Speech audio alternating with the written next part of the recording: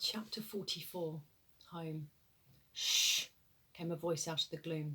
A match was struck, and the unmistakable outline of the porter's face was lit up by a burst of light. Tom breathed a sigh of relief at seeing it was his friend. The porter lit a candle, and the room flickered into view. "What are you doing down here?" demanded the boy. "This is where I live," said the man. "It's my home." "But I thought you were sacked." "I was, but I had nowhere else to go. Now what are you doing down here?" "I'm hiding," replied the boy. "Who from?" "My headmaster, matron, an army of nurses, everyone really. My headmaster came to take me back to my boarding school, but I didn't want to go." "But you can't stay down here forever," said the porter. "No," replied the boy. He had run away without a plan and was beginning to realise he was in even deeper trouble for fleeing than he had been before. "So this is really your home?" "Yes, Mr. Thomas, sir," replied the porter. "Look." The man moved the candle around the room so the boy could see. "I have everything I need right here." The porter indicated a filthy-looking mattress lying on the floor in the corner. "My bed. There is the cooker."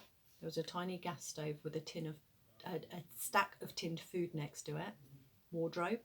The porter pointed to a large cardboard box that had some crumpled clothing hanging in it. "But why haven't you got a proper home?" asked the boy. The man sighed deeply. "This hospital is my home. I've been here since I was a baby. Back then the doctors tried operation after operation on me." "What for?" "To try and make me look presentable, but none of them worked. I was a patient here for years and years. Then, when I was getting too old for the children's ward, a job came up in the hospital and I took it.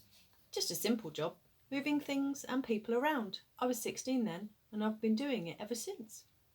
"But if you had a job, then why didn't you find a place to live?" "I tried. The council helped me find a tiny one-bedroom flat in a block not far from here. But the problem is, sometimes folk think you're frightening because you look frightening. I couldn't get any peace there. Locals would paint horrible words on my front door, put nasty letters through my postbox telling me to go. They said I was frightening the children. I was shouted at, spat on, had vicious dogs set on me. One night, when I was asleep, a brick smashed through my window. So I came back here and hid. No one ever knew I was living down here. This is my home." Tom's eyes glistened with tears. He felt sad but guilty too. Just like so many other people, Tom had thought the worst of the porter just for the way he looked. The boy stared around the porter's damp, dark room. It wasn't much, but it was home. It was more than Tom had. With his parents living abroad and him being bundled off to boarding school, the boy never had anywhere he could call home. "It's not the Ritz Hotel, I know, but at least it's convenient for work," the man chuckled to himself. "But now I've lost my job. I don't know where to go. If I had a home, I'd invite you to stay. It's very kind of you, but I'm sad to say that I don't. They say home is where the heart is. Where is your heart, Tom?" The boy thought for a moment before replying, "I suppose with the children on the ward, and with Sally the most. Poor little lamb. She never got to have her dream come true." "No, what about your mum and dad?" "What about them?"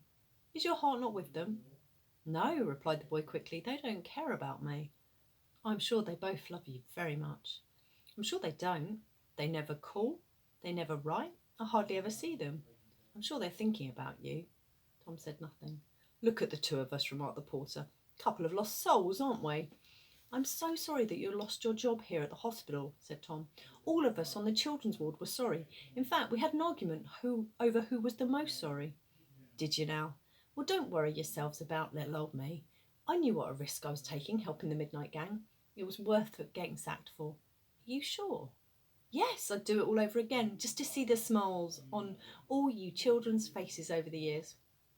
"But can't we just try and beg Strillers to give you back your—" Before the boy could say another word, the porter whispered, "Shh." The man pointed to the door. Tom listened. There were footsteps outside and the sound of metal doors being rattled. "It must be the search party. They found me. Is there another way out?" "No." "Oh no, I'll have to hide." "Where?" "Conceal yourself in the cupboard. I'll hide under the bed." Tom climbed into the cardboard box while the porter pulled the mattress over himself. "The candle," hissed Tom. The porter blew it out just as the large metal door swung open. Clunk. The torchlight shone inside, moving slowly around the room.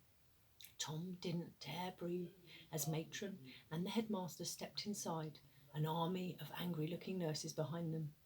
Come out, wherever you are," hissed matron.